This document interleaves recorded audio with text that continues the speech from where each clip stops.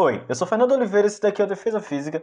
Nesse vídeo eu vou resolver algumas questões sobre força centrípeta, 4 questões do livro Tópicos de Físicas, uma mais difícil do que a outra, é a edição de 2012. Então quem quiser ver a resolução ou ver mais questões nesse estilo que eu estou colocando aqui, pegue o livro Tópicos de Física, edição de 2012, que é o com mecânica, porque o assunto que a gente está tratando é mecânica, o movimento. Então vamos começar com a questão número 10, que é da Cassegrain Hill RJ, que fala o seguinte: uma nave Mariner permanece alguns meses em órbita circular em torno de Marte. Durante essa fase, as forças que agem sobre a nave são em um referencial inercial ligado ao centro do planeta. Então, se a gente tiver um referencial inercial, referencial que está parado, inerte no caso, em movimento retilíneo uniforme ou parado, a gente vai ter o referencial inicial, a gente vai ter que observar desse referencial o que está acontecendo. Quando a gente tem um corpo que está se movimentando, ele está em órbita que praticamente circular em torno do planeta, e a gente observa de um referencial inercial, a força que está agindo sobre o corpo para ele estar no movimento circular é apenas a força centrípeta, porque a força centrípeta vai ser uma força que vai estar agindo perpendicular ao movimento do objeto e, por consequência, ele não vai alterar a sua velocidade, mas sim a sua direção, de forma que ele faz o caminho de um círculo. Então daí a gente já chega na resposta na C. Não é a letra A, porque da letra A aqui, se você tivesse uma força puxando aqui para fora, ele meio que faria isso daqui, ou outra ele ia sair de órbita ou algo do tipo. A órbita dele não seria praticamente circular como está observado aqui. Não tem como ter uma força para baixo aqui, porque se tivesse força para baixo, ele ia se movimentar para cá, basicamente, ou para cá. Você faria uma soma de vetores e você vê que não está acontecendo isso. Você tem aqui um anelzinho que demonstra a trajetória do objeto. Se tivesse uma força simplesmente para fora, observando do referencial inercial, não faria sentido, porque o corpo simplesmente iria para fora. Só existe uma força centrífuga, no caso, quando você está no referencial acelerado, em que você observa a criação de uma força fictícia, que seria essa força centrífuga. E nem é assim, porque a força centrífuga é basicamente na mesma direção da centrípeta, só que em outro sentido. E na letra E nem força tem. Então, tipo, o corpo, se ele não tem força, era para ele estar inerte. Quando ele está inerte, ele não faz curva, ele não muda a direção, porque sua velocidade não muda. Então aqui a gente já chega na ideia que é a letra C mesmo. Primeira questão muito simples, é mais uma conceituação. Segunda questão começa a ter uma certa dificuldade na questão de cálculo. Segunda, no caso, a 23, que fala o seguinte: na figura ao lado, uma esfera de massa 2 kg descreve sobre a mesa plana, lisa e horizontal um movimento circular. A esfera está ligada por um fio ideal a um bloco de massa M, Mzão, igual a 10 kg, que permanece em repouso quando a velocidade da esfera é 10 metros por segundo. Sendo g igual a 10 metros por segundo ao quadrado, calcule o raio da trajetória da esfera, observando as condições de o bloco permanecer em repouso, ou seja, o bloco está girando, você vai ter uma força centrípeta aqui que a gente, como tem uma corda que está ligando o bloco a esse bloco aqui, a gente pode dizer que é uma tração, e daí ele vai estar em um movimento circular uniforme a 10 metros por segundo. Então a gente vai ver, essa tração vai ser a força que o peso dessa massa grande está fazendo no objeto. Então pode dizer que eu tenho um peso aqui, o peso grande, e o peso grande vai ser aquele famoso força-peso do Mzão, vai ser igual a massa dele, que é 10 kg, multiplicado pela aceleração, que é 10 metros por segundo quadrado. Então aí já tem uma força-peso da massa. Eu botei duas letras diferentes, mas você sabe o que está querendo dizer, que é 100 newtons. A gente tem aqui esses 100 newtons, que vai ser a força que o bloco está fazendo na massa. E essa vai ser, como essa é a força centrípeta, essa vai ser a força que está fazendo com que o bloco se movimente. Então a gente pode dizer que a força centrípeta vai ser exatamente igual a 100 newtons, que é a massa do objeto multiplicado pela velocidade dele ao quadrado dividido pelo raio da circunferência que ele está fazendo a trajetória. Você pode me perguntar, tá, ele deu a massa do objeto. Por que eu não estou utilizando essa massa? Tipo, por que eu não estou utilizando uma força ligada a essa massa? Estou utilizando a massa aqui, mas não uma força ligada a ele. Porque a força-peso ela vai estar para baixo. A não ser que existisse atrito nessa mesa, aí eu poderia analisar com o peso da bolinha. Mas como não existe, eu só vou utilizar a massa dele para calcular a força centrípeta que está sendo aplicada sobre ela. Que nesse caso é essa traçãozinha aqui. Então agora é só substituir valores. E eu tenho que 100 vai ser igual a massa dele é 2. Velocidade é 10 ao quadrado. Então aqui eu tenho 100 dividido pelo raio. 100 corto com 100, fica 1 aqui. E aqui também fica 1. E o raio eu passo para lá multiplicando. O raio multiplicado por 1 é apenas o raio. Eu tenho então que o raio é exatamente 2 metros. Uma questão que eu falei que era mais complexa de cálculo, mas se você parar para observar, é bem simples, bem rápido de resolver. Você observa qual a força que está fazendo o bloco se movimentar, vê que não tem mais forças agindo sobre ele que vai dificultar, que vai modificar esse movimento, e calcula com base na equação que foi dada, que é da força centrípeta, principalmente porque a gente está trabalhando com questões de força centrípeta. Então vamos para a próxima questão, que essa daqui sim é um pouco mais complicado. Tem a letra E e a letra B, que ela é da Unicamp de São Paulo. Fala o seguinte, é a número 31. A figura diante descreve a trajetória ABM-CD de um avião em um voo plano vertical. Os trechos AB e CD são retilíneos. O trecho BMC é um arco de 90 graus, de uma circunferência de 2,5 km de raio. O avião mantém a velocidade de módulo constante igual a 900 km por hora. O piloto tem massa 80 kg e está sentado sobre uma balança de mola nesse voo experimental. Tem muito dado. Agora a gente vai ver o que a questão está pedindo. Ele dá umas dot g igual a 10 metros por segundo quadrado e pi 3. Aproximadamente 3. Aí facilita as contas muito. E ele pergunta, quanto tempo o avião leva para percorrer o arco BMC, ou seja, esse arcozinho aqui que tem 90 graus de abertura, e qual a marcação da balança no ponto M, ponto mais baixo da trajetória, que é esse daqui. Vamos fazer por parte, vamos fazer primeiro a letra A, que pode parecer um pouco complicado, tá? Como é que eu sei essa distância? Papapá. Tem que saber um pouco de trigonometria para você saber, ou circunferência de certa forma, para você saber como é que você vai calcular esse pedaço aqui. Porque você tem aquela equação básica aqui, a circunferência de um círculo é 2πr. Isso daqui na verdade está dizendo que 2π é 360 graus em radianos. Quando você multiplica 360 graus pelo raio, você tem o tamanho total da circunferência. Então, para eu ter esse tamanho aqui, eu tenho que calcular 90 graus em radianos vezes o raio. E 90 graus em radianos é π sobre 2. Multiplicado pelo raio aqui, eu tenho então esse comprimento aqui para saber quanto tempo ele levou. Porque eu tenho a velocidade. E como eu tenho um raio, eu consigo descobrir isso. Então, pode dizer que a distância que ele percorreu vai ser 3 sobre 2, porque ele falou para a gente usar π aproximadamente 3, multiplicado por 2,5 quilômetros, e a gente já tem que a distância é 2,5 vezes 3 dá 7,5 sobre 2. 7,5 km sobre 2. Por que eu não vou passar para metro? Porque a velocidade já está em quilômetros. Então eu posso achar, só que eu vou achar o resultado em horas. Depois, se eu quiser, eu posso trazer para segundos ou algo do tipo, se o meu resultado dá um resultado um pouco estranho, um pouco quebrado.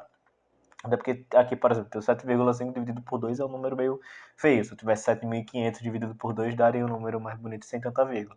Mas vamos lá. O tempo necessário aqui é cinemática básica. Eu vou ter a distância percorrida, 7,2, 7,5 dividido por 2. Isso daqui dividido pela velocidade, que é 900. Vou botar 9 vezes 10 a 2. Tá, a gente já viu que é um número meio estranho de se trabalhar. Então eu vou transformar isso em segundo. Como é que eu transformo o tempo em segundo? De horas para segundo, eu multiplico por 3.600. Então eu multiplico 7,5 vezes 3,6 vezes 10 a 2. E divido por 2 vezes 9 vezes 10 a 2. Perfeito, porque eu multipliquei isso daqui é o tempo. Agora, você pode dizer, não, mas tá estranho, não sei o que. Não, eu vou cortar esse 10 a 2 com esse 10 a 2. Eu tenho 3,6 ainda, não tenho? Mas 3,6 é um número divisível por 9, porque 9 vezes 4 é 36. Então, 9 vezes 0,4 é 3,6. Então, eu vou ter aqui 7,5. Vou botar aqui vezes 0,4, porque eu simplifiquei com esse 9, e dividido por 2. Esse 0,4 eu vou transformar em 0,2, porque eu vou dividir por esse 2 aqui. 7,5 vezes 0,2. A partir disso, eu vou então multiplicar. Aqui eu tenho 7,2 vezes 0,2, eu vou ter o quê? 7,2, eu vou multiplicar por 2 primeiro. 2 vezes 5 dá 10. 7, 7, 21, 22. Não, 7, 7, 21. Aí eu já tô brisado, tô com 3. 7 vezes 2 dá 14, mais um 15. Só que eu tenho uma vírgula aqui, e eu tenho uma vírgula do 0,2, fico 1,15. Então eu teria aqui 1,5 segundos. Porém, esse acaba que não é o resultado exatamente. E eu vou explicar o porquê. Porém, eu acabei me esquecendo que 3.600 vai ser igual a 3,6 vezes 10 a 3. Então aqui eu teria um 10 a 3, não 10 a 2. Para reconfigurar, eu só vou botar no final vezes 10, porque foi só uma base 10, foi só um número multiplicado por 10 que eu acabei me esquecendo de colocar.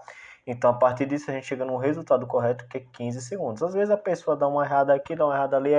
É bom ter cuidado com isso e não fazer como eu ia assim, desesperado para resolver a questão. Quando você estiver fazendo, você dá uma boa olhada. Porque eu já botei direto 3,6, só que eu botei vezes 10 a 2. E vezes 10 a 2 daria 360. Então, me desculpe pela situação, mas espero que tenha entendido a correção do que eu acabei de fazer. Então, a gente tem 15 segundos para ele percorrer isso daqui. Pronto, a gente já tem a letra A. Agora a letra B, ele está perguntando qual a marcação de uma balança quando ele está passando pelo ponto M. Vamos observar o que está acontecendo quando ele está passando pelo ponto M. Quando ele está passando pelo ponto M, está acontecendo uma situação específica. Ele está mudando de direção. Ele está fazendo uma curva com esse raio aqui. Então você vai ter uma força centrípeta. Você vai ter uma força centrípeta que é uma resultante das forças que estão acontecendo nesse corpo. Mas que forças são essas? A gente vai observar. Você vai ter a força-peso. Por exemplo, aqui eu vou fazer, espero não fazer muito troncho. Ele está fazendo a curva. Eu vou ter uma força-peso, vou ter um peso para baixo, e para cima eu vou ter um peso aparente, que é a força contrária que está fazendo ele subir. Ou seja, uma normal normalmente, porque a gente vai atribuir que numa balança ela vai calcular a força normal. E nesse caso, a força normal aqui vai ser um peso aparente.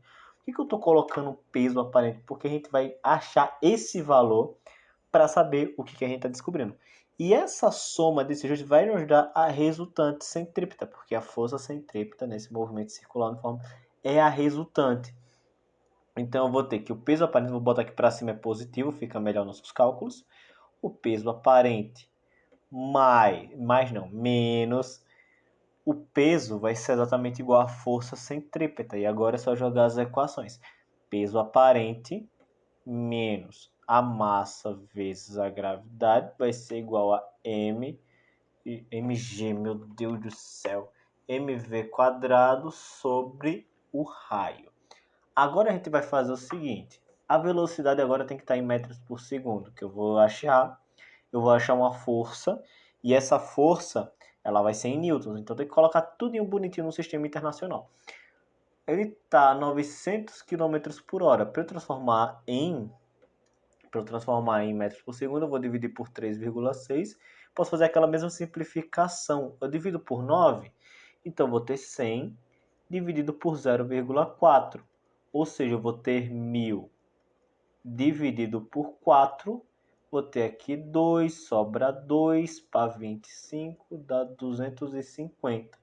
250 metros por segundo. A gente já tem uma coisa aqui. Então, peso aparente, eu vou passar isso daqui para lá somando. Eu vou ter mv quadrado sobre raio mais mg. Eu posso passar esses m para um denominador não, meu Deus, para um fator comum. E desse fator comum eu vou ter m vezes v² sobre r mais g. Aqui é uma manipulação algébrica para ficar melhor a situação. A massa ele já dá para a gente, que é 80 kg. Então agora eu vou começar a substituir os valores.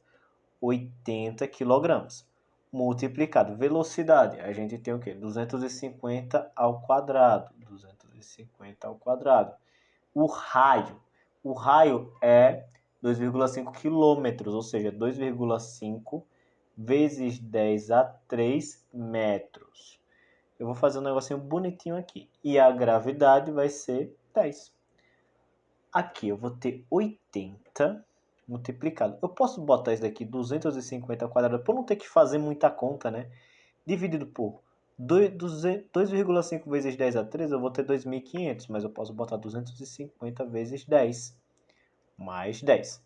Se eu tenho aqui 250, aqui é 250 ao quadrado, eu posso simplificar esse 250 por esse 2. Porque esse ao quadrado seria a mesma coisa, de 250 vezes 250. Eu só simplifiquei um deles para ficar mais tranquilo as nossas contas. E eu tenho esse 10, eu divido aqui e fica 25. Então, vai ser 80 multiplicado por 25 mais 10, que vai ser 80 multiplicado por 35. Para fazer essa conta, eu boto 35 vezes 8, depois eu adiciono um zero. Vou ter aqui 40. 8 vezes 3 eu tenho 24, 25, 26, 27, 28. 280. Só que eu adiciono um zero e eu vou ter 2,8 vezes 10, 1, 2, 3, a 3 newtons. Ou, se eu quisesse colocar, 2,8 kilonewtons. Mas eu vou deixar em newtons, tanto faz. É só uma unidade de medida para você facilitar tanto a escrita quanto o negócio. Mas é bom saber o que você está colocando. Então, essa é a resposta.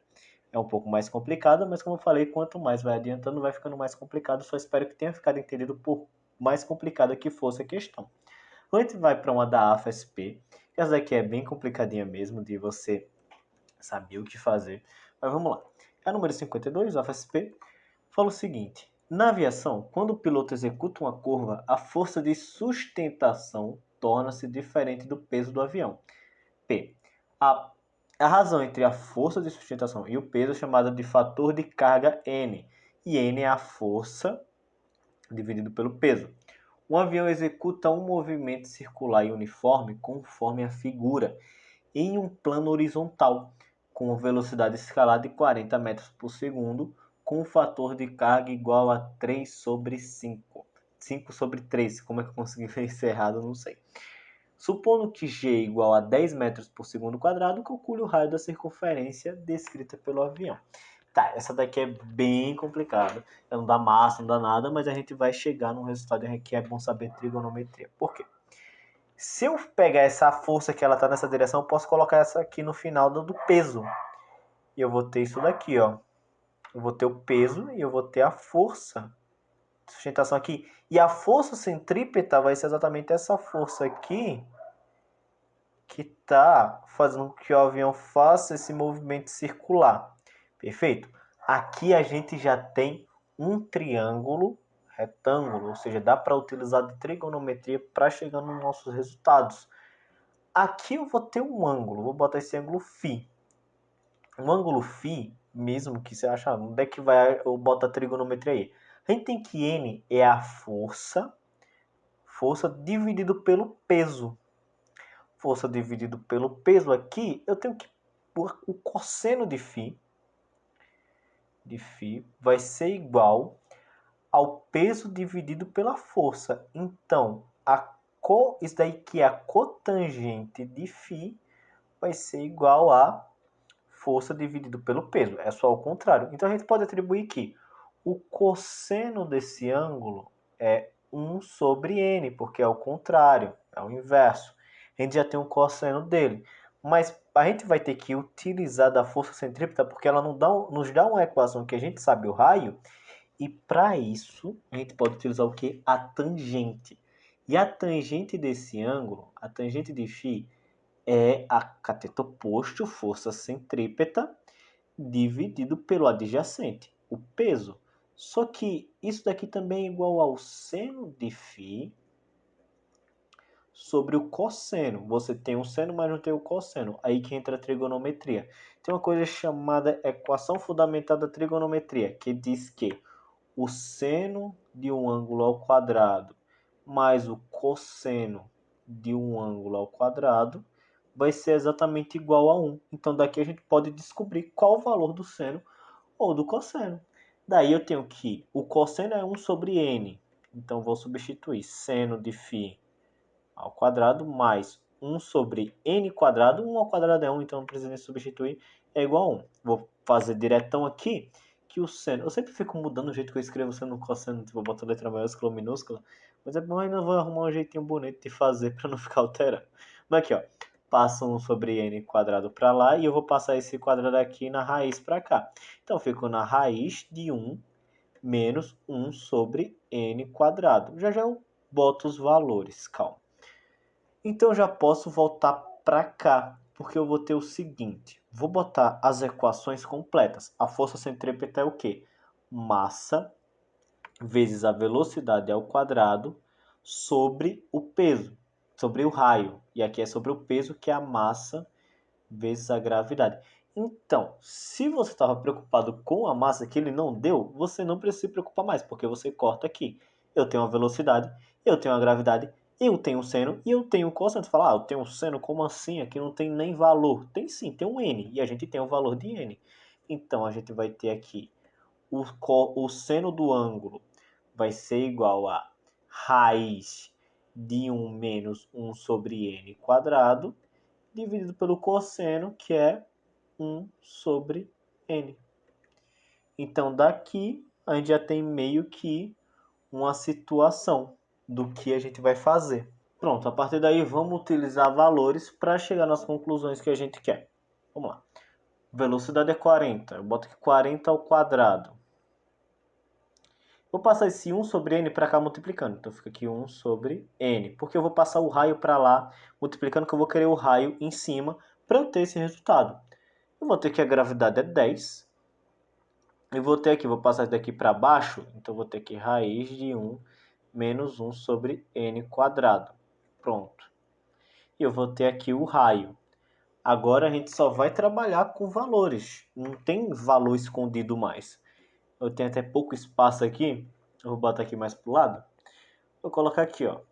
Deixa eu puxar para cá. 40 ao quadrado, 1.600. Perfeito. N, eu tenho aqui, N é 5 sobre 3. Eu vou botar aqui 5 aqui. Vou botar multiplicando 3 aqui em cima. Tenho 10, eu já posso cortar esse zero por um desses 10. Eu tenho aqui raiz de 1 menos 1 sobre... Aí eu boto aqui 5 quadrado e eu boto aqui 3 ao quadrado. Perfeito. Raio. Vamos lá. Eu vou ter aqui... Eu vou deixar essas multiplicações... Eu vou fazer isso daqui do lado de fora para não ficar enchendo a conta aqui. Então eu vou ter aqui raiz de 1 menos 3 ao quadrado dá 9 sobre 25. Que isso daqui vai ser...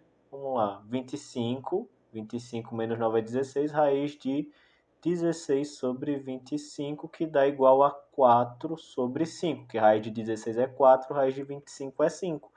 Então, a gente vai ter 160 vezes 3. Eu vou ter aqui 4 sobre 5, então 5 vem para cá multiplicando, vezes 5.